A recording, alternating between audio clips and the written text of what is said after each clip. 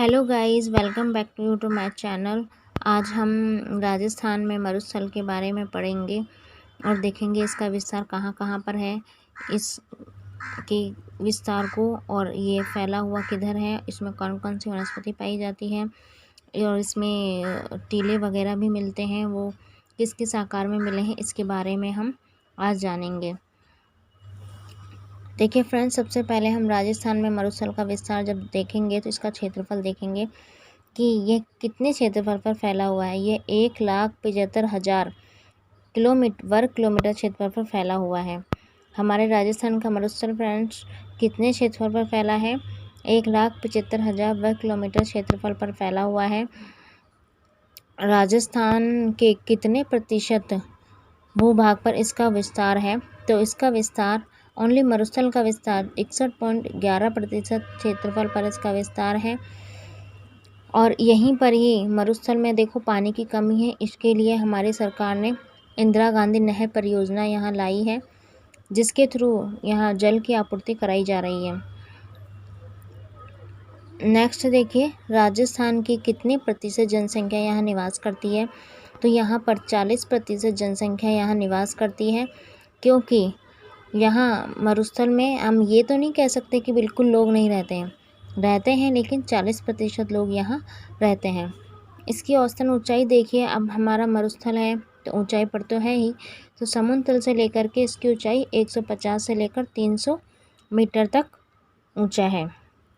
इसकी हाइट कितनी है फ्रेंड्स? 150 से लेकर 300 मीटर तक है। उत्तर से यानी कि ऊपर से लेकर के नीचे तक, उत्तर से दक्षिण तक इसका विस्तार तो 640 किलोमीटर है ऊपर से नीचे। एंड पूरब से पश्चिम, इस तरफ पूरब आता है, पूरब से पश्चिम इसका विस्तार 300 किलोमीटर है। मीन्स जो 600 किलोमीटर इसका उत्तर से दक्षिण जो विस्तार है उसका आधा कर दो, 6 का आधा कर दो, 300 किलोमीटर इसका पूरब से पश्चिम विस्तार है। ढाल, इस पर कई ढाल बने हुए हैं, जैसे उत्तर पूर्वी, इधर उत्तर आता है ऊपर यूँ, तो उत्तर से पूर्वी, उत्तर पूर्वी से दक्षिण पश्चिम की ओर, इधर उत्तर पूर्व से दक्षिण पश्चिम की ओर इसका ढाल है।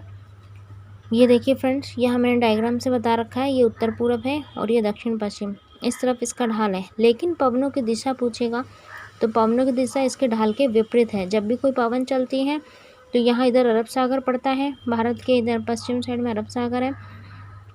इस अरब सागर से जो भी तूफान आते हैं, लहरें उठती हैं, तो सीधा इस मरुस्थल के विपरीत ढाल की तरफ जाती हैं। ठीक है, दक्षिण पश्चिम से लेकर उत्तर पूर्व की ओर जाती हैं।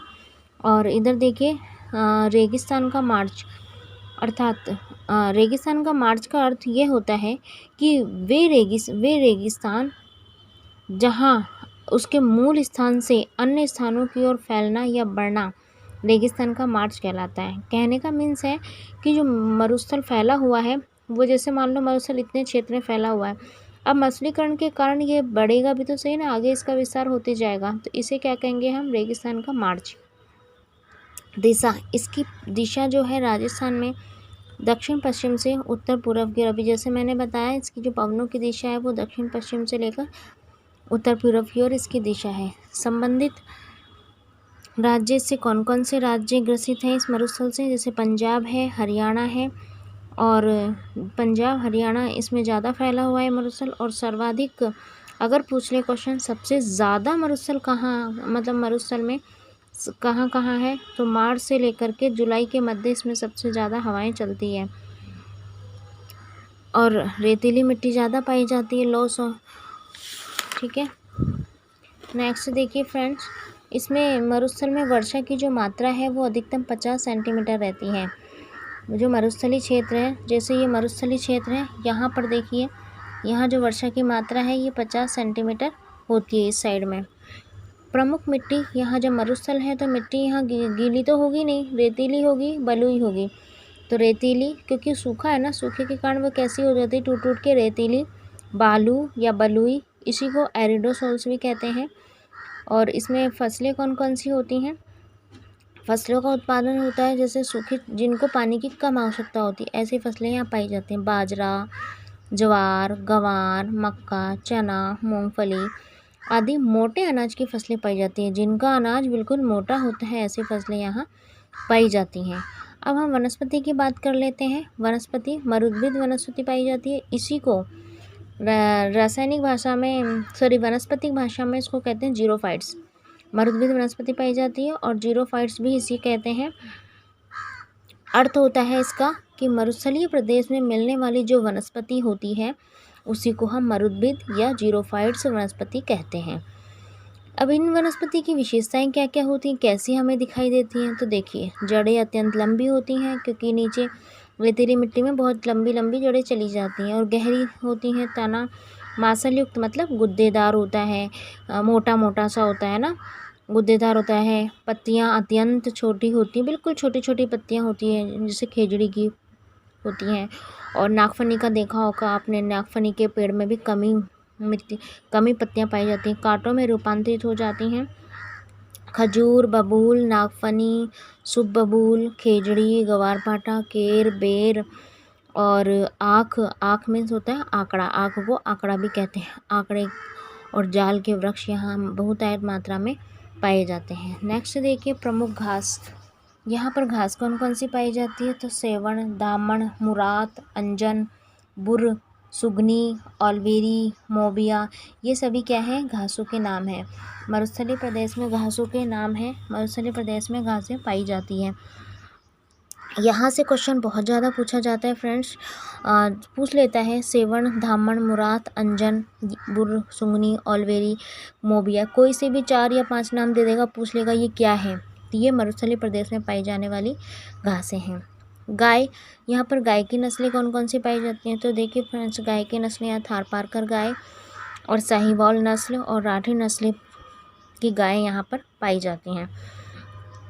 अब गाय के अलावा अन्य जीव भी तो मिलते होंगे ना, तो उन अन्य जीवों में देखिए जैसे डेजर्ट कैट, डेजर्ट फॉक्स यानी लोमड़ी, डेजर्ट फिश यानी मछली, चिंकारा, ऊँट, गोडावण यहाँ पाया जाता है। अब जो गोडावण है, ये गोडावण 1981 में इसे राज्य पक्षी घोषित किया गया था। अगर पूछ ले राज्य पशु, तो पहले तो चिंकारा था, लेकिन 2019 में गाइज अब ऊँट को कर दिया है राज्य पशु, ठीक है। इससे पहले गोडावण राज्य पक्षी था, हमारे राजस्थान का राज्य पक्षी 1981 में घोषित किया गया था। जहरीला सांप, यहाँ पर प्योना सांप बहुत जहरीला पाया जाता है। यहाँ जो सांप पाया जाता है उसको प्योना सांप कहता है। खेजड़ी, खेजड़ी का वनस्पतिक नाम होता है प्रोसेपिस सैनेरिया, इसका नाम है प्रोसेपिस सैनेरिया, इसका वनस्पतिक नाम है। आगे चलते हैं। देखिए ये हमारा राजस्थान का मैप है। इस मैप में चांदन नलकूप बहुत क्वेश्चन पूछा जाता है, पूछता है कहाँ पड़ता है, तो चांदन नलकूप जिसे कहते हैं थार का घड़ा, क्योंकि नलकूप से पानी निकलता है, तो ये क्या है, हमारे रेगिस्तान का घड़ा है। ये कहाँ पाया जाता है, चांदन गांव में जैसलमेर में पाया जाता है। गांव का नाम है चांदन और ये कहाँ पड़ता है, जैसलमेर में पाया जाता है। इसे थार का घड़ा कहते हैं। ये इस क्षेत्र में मरुस्थलीय इलाके में जैसलमेर में पाया जाता है। अब इसी क्षेत्र से ये जो सरस्वती नदी है ये इधर से आती है, इधर हनुमानगढ़ होते हुए ये ऐसे प्रवेश करती है। यहाँ पर इसका बहाव क्षेत्र लाठी सीरीज क्षेत्र कहलाता है, क्योंकि ये आंतरिक नदी है। देखो फ्रेंड्स अंदर ही अंदर बहती है, इतना जल नहीं आ पाता है इसमें कि यह ऊपर भी बहा है। यह आंतरिक प्रवाह की नदी है। इसे जहाँ ये बहती है उसे लाठी सीरीज क्षेत्र कहते हैं और ये जैसलमेर में चली जाती है। यहाँ पर भी सेवण घास पाई जाती है। भूगर्भिक, इसी को ही भूगर्भिक जलपट्टी कहा जाता है। भूगर्भिक, भू मतलब भूमि, गर्भिक मतलब अंदर, भूगर्भिक जलपट्टी इसी को कहा जाता है। देखिए फ्रेंड्स, घग्गर के मैदान में पाई जाने वाली समतल व उपजाऊ मिट्टी को स्थानांतरित भाषा में क्या कहते हैं, बग्गी या फिर काठी कहा जाता है। घग्गर के मैदान, ये सरस्वती नदी, इसी को तो अब घग्गर बोला जाता है। तो ये घग्गर के ये जो मैदान है इसमें जो पाई जाने वाली समतल और उपजाऊ मिट्टी होती है उसको स्थानीय भाषा में हम बग्गी या फिर काठी कहते हैं। देखिए फ्रेंड्स, मरुस्थलीय प्रदेश में निम्नतम भूमि को क्या कहते हैं, तल्ली कहते हैं। और यहाँ पर जो जल एकत्रित होता है कहाँ होता है, उनको कहते हैं रन, टाट या पलाया कहा जाता है। उन क्षेत्रों में जो, जैसे ये पलाया, देखो यहाँ ये ऊपर बराबर भाग है, नीचे ये जो खड्डा सा है ना, इनमें क्या वर्षा का जल एकत्रित हो जाता है, तो इसे हम क्या कहते हैं, पलाया कहते हैं। बेसिन भाग देखिए, ये जहाँ ये नदी बहती है यहाँ पर इसको बेसिन भाग कहते हैं। खंडिन, यहाँ पर खंडिन जैसे ये जैसलमेर इलाके में इधर जो खड्डे पाए जाते हैं इनमें वर्षा का जल एकत्रित हो जाता है, इसे हम खंडिन कहते हैं। तो जो वर्षा का जल एकत्रित होता है उससे किसान क्या करते हैं, खेती करते हैं। लेकिन खेती करते हैं खंडिन कृषि, अगर इसको कृषि पूछे तो खंडिन कृषि कहेंगे। और जैसलमेर इलाके में यह क्षेत्र पाया जाता है। प्रमुख रन यहाँ पर पाए जाते हैं जैसलमेर में, जैसे पोखरण, कन्नौड़, झाकरी, भाकरी इत्यादि रन यहाँ पाए जाते हैं। बाड़मेर में जो रन पाए जाते हैं उनको थोप कहा जाता है, लेकिन जोधपुर में जो रन पाए जाते हैं उन्हें बाप कहा जाता है। पनिहारी रन, पनिहारी रन कहाँ पूछे जाते हैं, बहुत क्वेश्चन पूछा जाता है फ्रेंड्स। तो पनिहारी रन चूरू में पाए जाते हैं। पश्चिमी रेतीले प्रदेश में मिलने वाले खारे पानी की झीलें जो कि टेथी सागर का निर्माण है उनका अवशेष पाई जाती है। मतलब पश्चिमी रेतीले प्रदेश में जो भी झीलें मिलेंगी वो टेथी सागर से ही बनी हैं। 25 सेंटीमीटर समवर्षा रेखा के माध्यम से पश्चिमी रेतीले प्रदेश को निम्न 2 भागों में विभाजित करती है। कौन सी, ये 25 सेंटीमीटर समवर्षा रेखा, ये देखो यहाँ पाई जाती है इस क्षेत्र में। तो इधर तो शुष्क प्रदेश आ जाता है और इधर अर्ध शुष्क प्रदेश आता है। तो ये जो 25 सेंटीमीटर वर्षा जाएगी ये रेतीले प्रदेश को 2 भागों में विभाजित कर देती है। और यहाँ से एक रेखा जाती है, ये 50 सेंटीमीटर रेखा होती है जो 2 भागों में बांटती है। शुष्क, जैसे कि फर्स्ट तो ऊपर हो गया शुष्क रेतीला प्रदेश, दूसरा आता है अर्ध शुष्क रेतीला प्रदेश। इस तरह फ्रेंड्स हमने इसको मरुस्थल को अभी कंप्लीट कर लिया है। और आप मेरे चैनल को लाइक, सब्सक्राइब और शेयर ज़रूर करें। और आप सभी फ्रेंड्स मुझे सपोर्ट करेंगे तो मैं और वीडियो बनाने के लिए एक्साइटमेंट रहूँगी और नए नए वीडियो लाती रहूँगी। Okay friends, bye.